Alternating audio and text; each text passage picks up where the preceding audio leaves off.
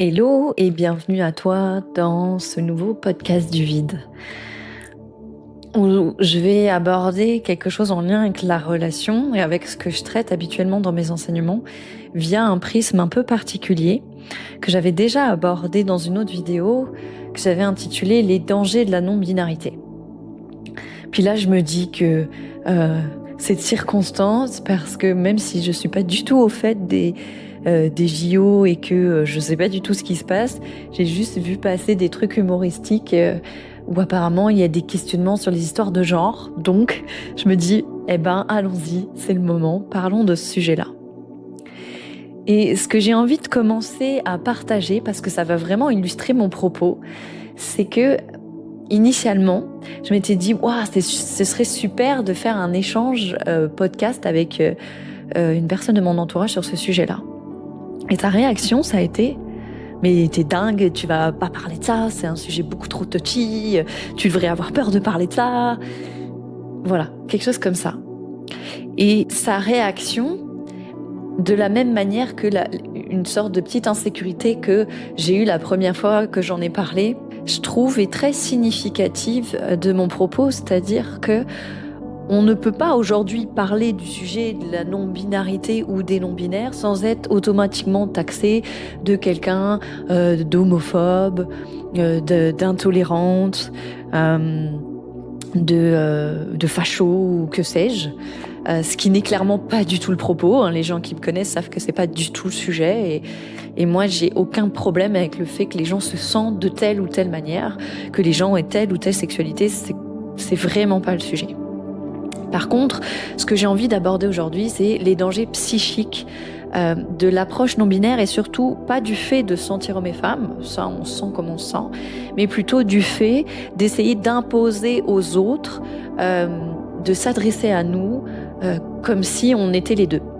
J'ai été directement confrontée à ça puisque, comme je le disais dans ma première vidéo, mon fils dans son environnement s'est retrouvé confronté à des personnes qui lui demandaient de dire « il » ou de parler en « il » à propos de quelqu'un.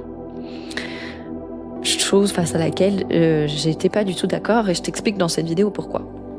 Encore une fois, le fait que on se sente de telle ou telle manière, c'est ok, on se sent comme on se sent, qu'on se sente homme et femme, ou qu'on se sente licorne, qu'on se sente je sais pas quoi, qu'on se sente chat, qu'on se sente voiture, qu'on se sente peu importe, là, j'ai envie de dire, on sent comme on se sent, c'est pas ça le sujet. Par contre, qu'est-ce qui se passe quand on demande aux autres de nous parler et de faire comme si on était au niveau concret, réel, comment on se sent? Ça crée ce que j'appelle la dissonance cognitive, qui a des conséquences plus ou moins graves et qui, pour moi, au niveau psychique, sont quand même clairement pas négligeables. C'est-à-dire, c'est comme si tu as un enfant et tu lui mets il a un ballon bleu devant lui et toi, tu lui dis ce ballon est rouge et je veux que tu dises que ce ballon est rouge. L'enfant, il voit pertinemment que le ballon, il n'est pas rouge. Donc, tu peux, soit par la force ou par la persuasion, tu vois, tu peux utiliser toutes sortes de techniques de persuasion, pour le coup, faire en sorte que l'enfant finisse par dire que le ballon est rouge alors qu'il est bleu. Mais ça a des conséquences comme donc la dissonance cognitive, c'est-à-dire que il va y avoir une dissonance entre ce que la personne voit et ce que la personne dit.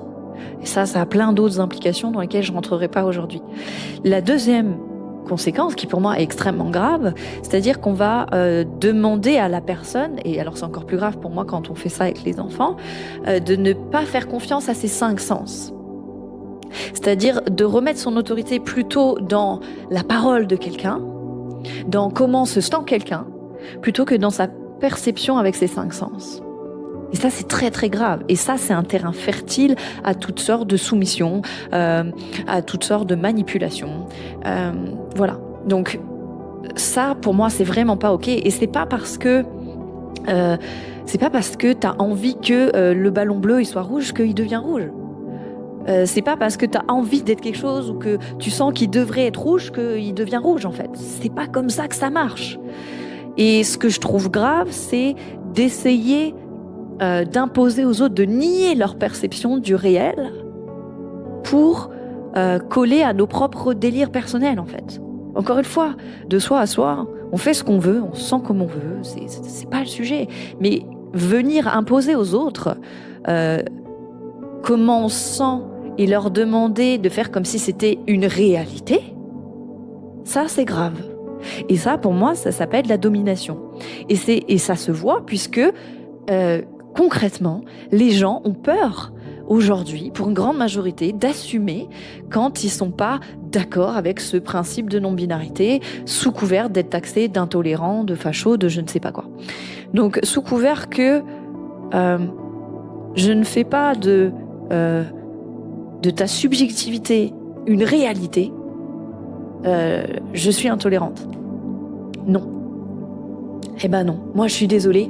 Si je vois que le ballon il est bleu, je vais pas faire comme s'il était rouge pour te faire plaisir en fait. Il faut arrêter de faire les enfants quoi. C'est pas parce qu'on a envie qu'il soit d'une autre couleur qu'il est d'une autre couleur.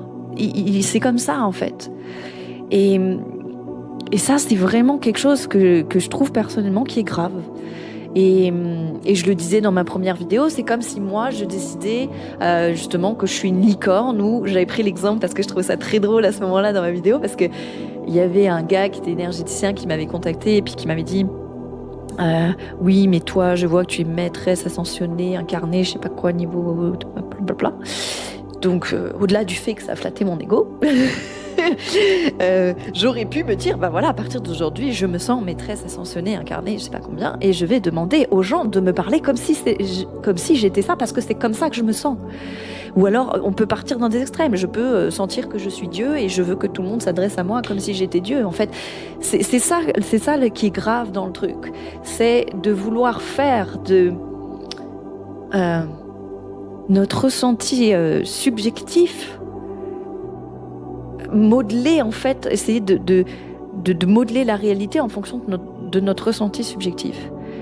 Et je trouve que, personnellement, dans ma démarche que je peux appeler de conscience ou de spiritualité ou que sais-je, moi j'amène les gens, et dans mes accompagnements j'insiste vraiment lourdement là-dessus, à se baser sur ce qui est.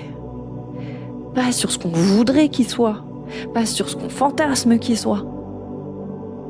Que ça nous contrarie ou pas, c'est pas le sujet.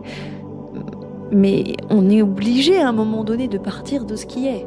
Et là où je fais un parallèle, et j'y reviens tout le temps justement dans mes accompagnements avec les relations, c'est ce fameux truc du potentiel et de ce que je ressens. Donc je vais juste me baser sur ce que je ressens, sur ce que je perçois, et des fois être complètement déconnecté de la réalité, de ce qui est, et essayer de transposer mon scénario sur la réalité, mais des fois dans un déni complet de ce qui se passe vraiment. Donc je crois vraiment que, encore une fois, que les gens se sentent hommes et femmes, moi j'ai vraiment pas de problème avec ça. Par contre, ce que je refuse catégoriquement, c'est que qui que ce soit essaie de m'imposer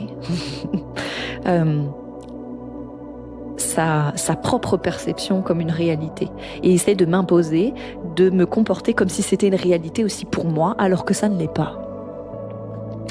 Voilà, donc ça c'était le sujet du jour. Et ouais, en fait, ça en devient grave, puisque les gens qui, encore une fois, sont pas là à encenser la non-binarité, ont peur de le dire parce qu'ils ont peur de passer pour des méchants intolérants, quoi. C'est grave, en fait. Donc, quelque part, il y a plus d'intolérance, des fois, de ce côté-là, des personnes qui se disent ouvertes, tolérantes et machin, et qui, en fait, veulent imposer leur perception comme une réalité, que d'autres gens. Mais ça, c'est un phénomène qu'on voit à plein d'autres endroits, hein. Mais encore une fois, les deux choses fondamentales, c'est que ça crée de la dissonance cognitive. C'est-à-dire, s'il n'y a pas de cohérence entre ce que je vois et ce que je dis, je me crée de la dissonance cognitive. Et ça a plein d'implications. Et la deuxième implication, c'est que je perds la confiance que j'ai en mes 5 sens. Et ça, c'est grave, et ça va avoir plein de conséquences dans mes relations, dans ma vie de tous les jours, Voilà, donc arrêtez de laisser les gens qui ont décidé que le ballon devait être rouge vous faire dire qu'il est rouge si c'est pas vrai pour vous, en fait. Et puis à un moment donné, on peut tout à fait respecter comment quelqu'un se sent, et moi j'honore ça, oui, honorer comment quelqu'un se sent, bien sûr.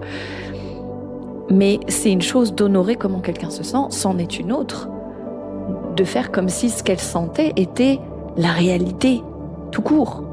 C'est comme si quelqu'un, il voit un personnage chez lui imaginaire que personne d'autre voit, mais il te demande de lui parler comme s'il était là, alors que tu le vois pas.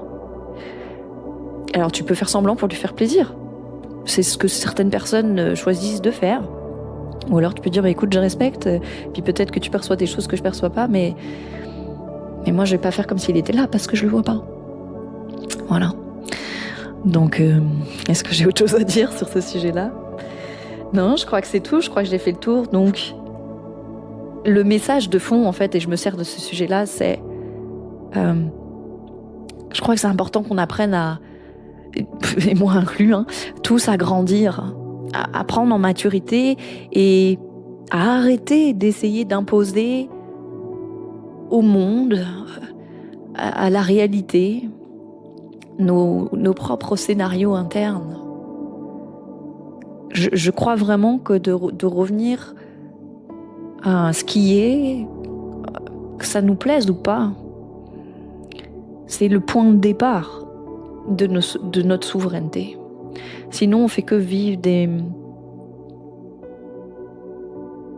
fictions, en fait. Voilà. Donc, si tu as envie de me partager ton regard là-dessus, je ne sais pas si beaucoup de personnes vont commenter parce que justement, les gens n'osent pas toujours se positionner sur ce sujet-là. Je serais ravie, contente de lire vos retours respectueux, bien évidemment, puisque j'estime rester respectueuse dans cette vidéo, juste donner mon point de vue sur le sujet. Et au plaisir.